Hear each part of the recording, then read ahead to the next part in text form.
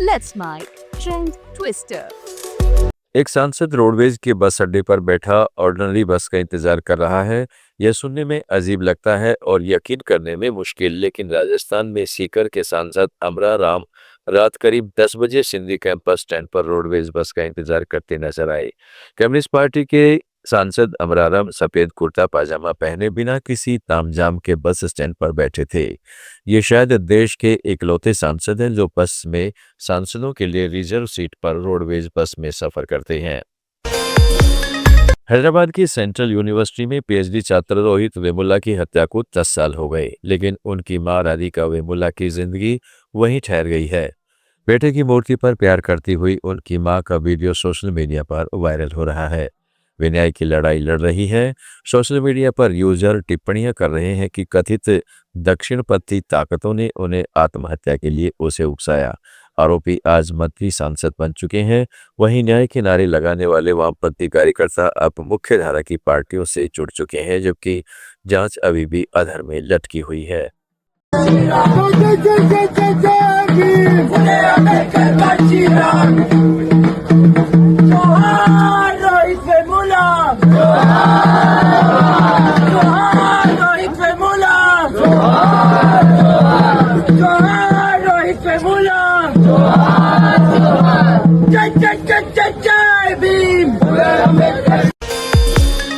Samajwadi party के अध्यक्ष अखिलेश यादव ने शंकराचार्य स्वामी अविमुक्तेश्वरानंद सरस्वती से फोन पर बात की। अखिलेश ने कहा कि आपके साथ गलत हुआ है, हम आपके साथ खड़े हैं। शंकराचार्य स्वामी अविमुक्तेश्वरानंद सरस्वती ने कहा, जब कोई हिंदू बच्चा जन्म लेता है तो गंगा में स्नान करने का जन्मसिद्ध अधिकार होता है। उन्होंने हमको स्नान करने से वंचित कर दिया है। नारायण, कैसे हैं आप?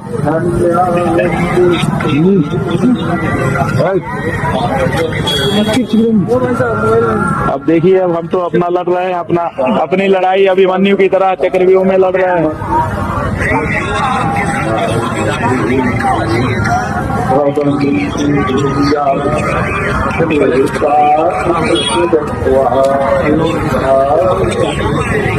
देखिए, जब कोई बच्चा हिंदू घर में पैदा होता है, हिंदू माँ बाप से जन्मते ही उसका गंगा यमुना में स्नान करने का जन्मसिद्ध अधिकार हो जाता है।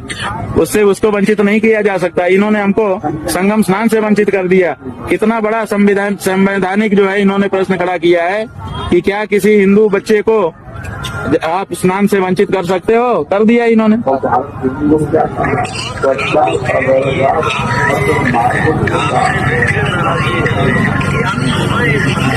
जी जी, सही है।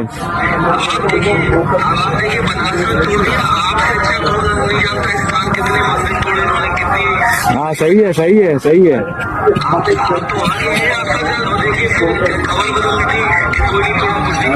सारा तोड़ दिया इन्होंने। 150 मंदिर हमारे तोड़ दिए हैं और अभी भी तोड़ते चले जा रहे हैं। यही बात है। ठीक है जी, ठीक है। प्रयागराज में माघ मेले के दौरान विवाद के बाद शंकराचार्य स्वामी अविमुक्तेश्वरानंद ने पुलिस कमिश्नर जोगिंदर कुमार पर निशाना साधा। अविमुक्तेश्वरानंद ने कहा है कि पुलिस कमिश्नर ने ही हठधर्मी दिखाई, जिससे बात बिगड़ी। जोगेंद्र कुमार पुलिस आयुक्त प्रयागराज, ऐसा बताया है हमको लोगों ने। सही है कि नहीं? पता नहीं। ये जो व्यक्ति है यही सबसे ज्यादा हठधर्मी वहां पर था। अगर किसी ने बात को बिगाड़ा यही व्यक्ति था। बहुत ही हठधर्मी, बहुत ही दुष्ट प्रकृति का। और यही अनाउंसमेंट बार बार तरह तरह की करके हमको आक्रोश में लाना चाहता था। इसी ने कहा था कि बड़ी गर्मी चढ़ी है, अभी उतारता हूं। इसको गर्मी चढ़ी थी, ये कहता है बड़ी गर्मी चढ़ी है, अभी उतारता हूं। एक बार तो अच्छा मौका आया, ये अनाउंसमेंट कर रहा था कि तरह तरह के आरोप लगा रहा था कि आपका ये अपराध है, ये अपराध है, ये अपराध कह रहा है। हमने कहा भैया तुमने अपना पक्ष कह लिया, जरा हमको तो हम भी अपनी बात बता। तो कहता है ये माइक हमारे लिए है, आपके लिए नहीं, तुम्हारे लिए नहीं। हमने कहा चलो भाई, तुम्हारा प्रशासन का माइक अगर हमारे लिए है ही नहीं है, कोई बात नहीं। और दूसरा एक अच्छा मौका आया, ये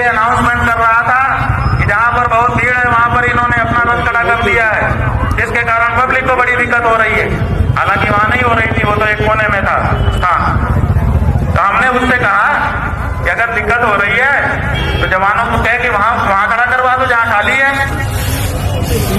हमने क्या गलत प्रस्ताव किया? अगर इनको हमको बात भी करना था तो पहले आके यही तो कहना चाहिए था, महाराज जी जरा इधर कर ले थोड़ा। राजस्थान के पूर्व मुख्यमंत्री अशोक गहलोत ने भी शंकराचार्य स्वामी अभिमुक्तेश्वरानंद के साथ पुलिस से दुर्व्यवहार को दुर्भाग्यपूर्ण बताया है।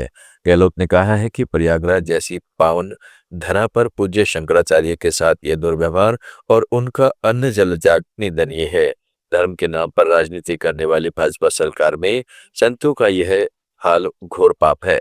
उन्होंने शास्त्र का हवाला देते हुए कहा है कि साधु का अपमान करने वाला शासक का कल्याण प्राप्त नहीं कर सकता। गहलोत ने कहा है कि सरकार को तत्काल माफी मांगनी चाहिए। सांसद पप्पू यादव ने धीरेन्द्र शास्त्री को कथावाचक मानने से इनकार कर दिया है। शास्त्री के तिरंगे वाले बयान का हवाला देते हुए यादव ने कहा है कि चोर उचक्कों को कथावाचक नहीं कहना चाहिए। पप्पू यादव ने कहा है कि देश को कृष्ण, शिव, गुरु नानक और डॉक्टर अंबेडकर के रास्ते पर चलने की जरूरत है। धीरेन्द्र शास्त्री जी ने कहा है कि अगर तिरंगा में अगर चांद आ जाएगा तो भारत समझिए सुरक्षित नहीं रहेगा। ये कौन है धीरेन्द्र जी? कथावाचक। अब चोरों उचक्का को कथावाचक बना रहे हो। ओशो है क्या? आचार्य राम मूर्ति है क्या? वो जो बाबा हैं हमारे बहुत प्यारे, हंसते हैं बहुत, परमानंद, क्या नाम है? परमानंद जी। ऐसे बाबा की इज्जत करो। ये चोर उचक्का जिसका कोई लेना देना नहीं, सनातन का कुछ पता नहीं, 300 करोड़ का एक ठो बाबा अभी शादी किया है राजस्थान में।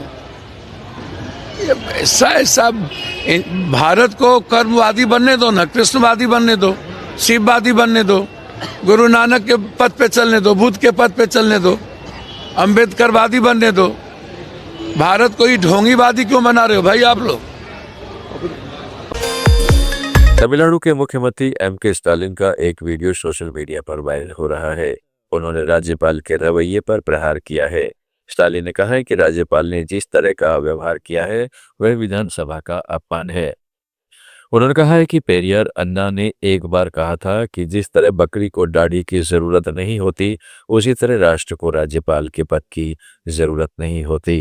ஆளுநரின் செயல் என்பது நூற்றாண்டு கால மரபையும் நீண்ட பாரம்பரியத்தையும் கொண்ட இந்த மக்கள் சபையை, அதன் மாட்சிமையை அவமதிக்கும் செயலாகும் என்றே நான் கருதுகிறேன். 10/4/2023 அன்று இதே பேரவையில் நான் ஆற்றிய உரையின் ஒரு பகுதியை நான் இங்கே நினைவு கூற விரும்புகிறேன். ஆட்டுக்கு தாடியும் நாட்டுக்கு ஆளுநர் பதவியும் தேவையில்லை என்று பேரறிஞர் அண்ணா அவர்கள் கூறிய போதிலும், அதை முத்தமிழறிஞர் தலைவர் கலைஞர் அவர்கள் வழிமொழிந்த போதிலும், அந்த பதவி இருக்கும் வரை அதற்குரிய மரியாதையை கொடுக்க அவர்கள் முதலமைச்சர்களாக இருந்த நேரத்தில் தவறியதில்லை. அவர்களது வழியை பின்பற்றி நானும் அதிலிருந்து இம்மி அளவும் விலகியதில்லை. இந்த அரசும் தவறியதில்லை என்று அன்றைக்கு நான் எடுத்துரைத்தேன். அந்த கொள்கையொட்டியே நான் ஆளுநர் அவர்கள் உரை நிகழ்த்த வேண்டும் என்று நடவடிக்கை எடுக்க ஆணையிட்டேன். எனினும் மாண்புமிகு ஆளுநர் அவர்கள் ஏற்கனவே நடந்து கொண்டது போலவே மீண்டும் இன்று செயல்பட்டிருப்பது மிகவும் வருத்தத்திற்குரியது. தமிழ்நாடு சட்டமன்றம் 8.5 கோடி தமிழ் மக்களுடைய உணர்வுகளை பிரதிபலிக்கின்ற மாமன்றம். ஆளுநர் என்பவர் மாநில நலனில் அக்கறை கொண்டவராக, மக்கள் மேம்பாட்டில் ஆர்வம் கொண்டவராக, உண்மையை பேசுபவராக இருக்க வேண்டும். மக்களுடைய பேராதரவோடு பெரும்பான்மையோடு வெற்றி பெற்று ஆட்சி அமைந்துள்ள அரசு எடுக்கின்ற முடிவுகளுக்கு ஒத்துழைப்பு கூடியவராக இருக்க வேண்டும். அதைத்தான் அரசமைப்பு சட்டமும் அந்த பதவி வகுப்பிடம் இருந்து எதிர்பார்க்கிறது. ஆனால் நம்முடைய ஆளுநர் அவர்கள் அதற்கு மாறாக செயல்படுகிறார். मानिला निर्वाहती मुड़कवम। ट्रेंड ट्विस्टर में फिलहाल इतना ही। जुड़े रहिएगा लेट्स माइक के साथ।